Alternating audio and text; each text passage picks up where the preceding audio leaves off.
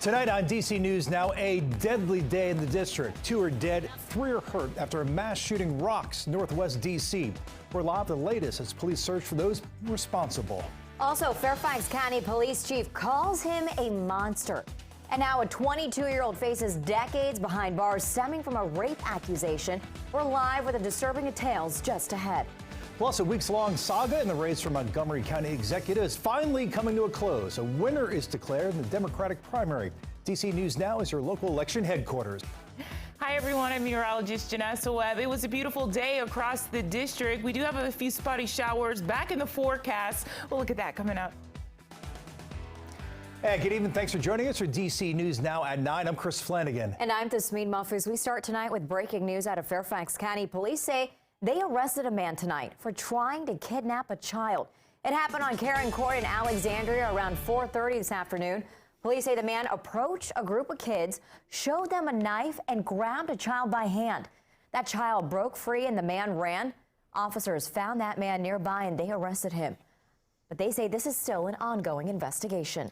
Also breaking, an active shooting investigation late tonight in Northeast D.C. Our Dave Laval joining us live tonight. And Dave, within the past hour, police told you they have 3 suspects now in custody. Yeah, Chris, that's what it appears to be, that they are talking to 3 people right now they believe are responsible for this shooting that took place on Lincoln Road at Quincy Place. All of this happened around 7:30 this evening. Going to step out of the shot for just a moment as we tell you a witness who did not want to go on camera told us she saw 3 men jump out of an SUV and fire several shots down Lincoln Road and then left. 3 people are reportedly shot and have been transported to the hospital for their injuries. And as Chris pointed out, police told us that they are questioning 3 people who are likely the suspects in this case. They've also seized 4 guns and an SUV. By the way, this is about 3 blocks north of today's deadly mass shooting. So you can only imagine how difficult and challenging a day it has been for Metro Police. But again, the big story regarding this shooting, police told us just a short time ago they are questioning 3 people they believe are responsible for this shooting along Lincoln Road at Quincy Place. We're live in Northeast. Dave Laval, DC News Now. Dave, thank you. Also developing tonight, a mass shooting in Northwest D.C. leaves 2 people dead and 3 in the hospital tonight. It happened early this afternoon on O Street Northwest. It's a highly residential area with schools and a senior living facility right nearby. Mariel Carbone is live there for us right now. Mariel, that shooting forced several schools to go into lockdown. That's right. We know Dunbar High School and Friendship Public Charter School behind me both went into lockdown when those bullets started flying. Now, one 6th grade student who was here at the time when this all happened tells me that her and her classmates thought that an active shooter was coming into the school. They were in the cafeteria crying, thinking they might never see their families again. Neighbors who were here at the time tell me that this is unacceptable. It's just 3 days into the school year here at Friendship Public Charter School, and the kids there are seeing this, a crime scene 1 block away. We have children that's going back to school. This is evil. Sister Gladys Sutton heard about the news while out with her great-grandson. It's awful, and I really want to say it boldly. It's a shame that people don't value other people's lives. We need to get these people off the street. Executive Assistant Police Chief Ashton Benedict says just before 1 p.m., this black SUV drove down O Street Northwest. It stopped, at least 2 people jumped out and started shooting at a group of people standing and sitting on the street.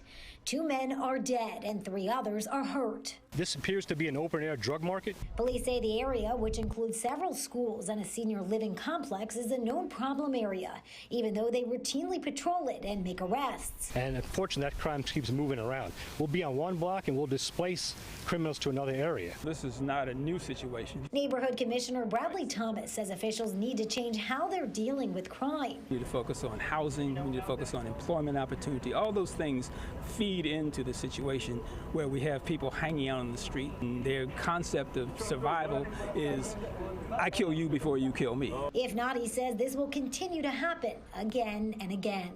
It just hurts to know that we can lose more and more of our community.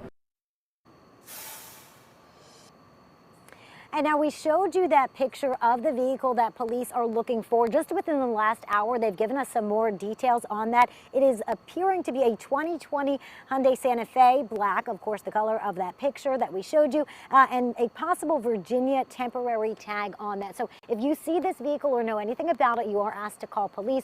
Or if you saw anything or know anything about the shooting, you are also asked to report that. Reporting live in Northwest D.C., I'm Arielle Carbone, D.C. News Now. All right, Marielle, thanks. Meanwhile, the Fairfax County Police Chief calls him a monster. And now 22-year-old Anthony Agee faces a significant time behind bars stemming from a rape accusation. But the recent horrific allegations are far from the first he's faced in court. There are now questions about how he was free on that August night. Max Marcilla is our Northern Virginia Bureau reporter. He joins us live from the Fairfax County Courthouse. Max, you've learned a lot about his past by digging through documents and also conversations with the prosecutor's office. That's right. We're learning that Agee's legal troubles really started when he was 19, really outside of a small period of time when he was behind bars. He's been involved a lot with law enforcement. Tonight, we're learning he was involved with police as recently as within 10 days before the alleged rape took place. This person was known to police officers. He's known to the criminal justice system. He's known to the FCPD. 22-year-old Anthony Agee is known because of several crimes, including a felony conviction. In 2018, he was found guilty after robbing a man for money and drugs. Court documents reveal he had a knife and a gun. But a spokesperson for Fairfax County Commonwealth's attorney, Steve Descano, says, unfortunately, the suspect in this case was out on probation because the prior Commonwealth's attorney's office offered, and the judge approved, a plea that capped active incarceration at 3 years. It should be an absolute aberration for any of us to stand up here and describe a repeat violent offender. You shouldn't be a repeat violent offender because your criminal behavior should be interrupted by incarceration. After his release, it didn't take long for Agee to have more run-ins with the law, this time with Descano as the top prosecutor. In March of 2021, he entered a plea where he accepted a conviction but did not admit guilt to a misdemeanor of petty larceny. He had all 180 days of a prison sentence suspended. Then, in February of 2022, he was charged on 3 counts after an incident at the Paper Moon Strip Club in Springfield. According to court documents, Agee and others were removed for causing a disturbance. While he was being removed, Agee stated he'd return with a firearm and shoot up the place. Police say he did return with a gun, and someone, either Agee or one of the people he was with, did fire several shots. Agee was hurt. He was hit by shrapnel, and he was brought to the hospital. After that incident, he was charged with breaking and entering, brandishing a firearm, and possession of a firearm by a convicted felon. But the case was dismissed in court. We've asked Descano's office why. His last recorded encounter with officers came just 9 days prior to the alleged rape. When he was brought in for possession of marijuana, he was let out on $2,000 bail. We're not done with him yet, but he's off the street. That's the good news.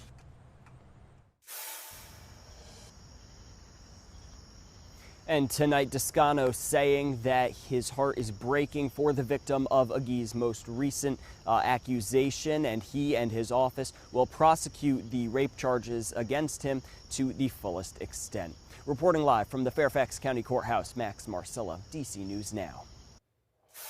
All right, let's switch gears now, get a first look At the forecast with Chief Meteorologist Janessa Webb. Yeah, Janessa, we've got some nice looking days heading into the weekend. Yeah, it's time to transition and look into the weekend now. We see high pressure. It is taking over, and that's going to allow for us to see more sunshine across the district. We do have a very weak cold front that will allow for a few spotty showers as we go into tomorrow evening. Now, as you're waking up, the clearing will continue to take place. No need to fret tomorrow morning with a little bit of dense fog. We'll see temps in the mid to upper 60s. Clear skies around 6 a.m. and going into about that 8 o'clock hour, things are nice and quiet. It's around that noon hour with this weak cold front that is going to allow for a little bit more cloud coverage. Heat index right now, really not an issue. The feel-like temperature on your skin sitting in the lower to upper 70s across the Beltway and the suburbs surrounding it, currently at 82. So we're going to watch just a few showers picking up as we head into the next 24 hours and going into the weekend, looking at a drier weather pattern. We'll take a look at that coming up. Janessa, thank you so much for that. And after nearly a month of canvassing and a recount, Montgomery County's Board of Elections has officially amended the primary election results in the county executive race. It's been 6 weeks. Cheyenne Corin covers Montgomery County for us. She has more on what this means for Maryland's most populous county. That's right. After 6 days of recounting more than 140,000 ballots, it's official. Incumbent Mark Eldridge is the Democratic nominee for county executive. I do feel pretty confident that I will pull this off.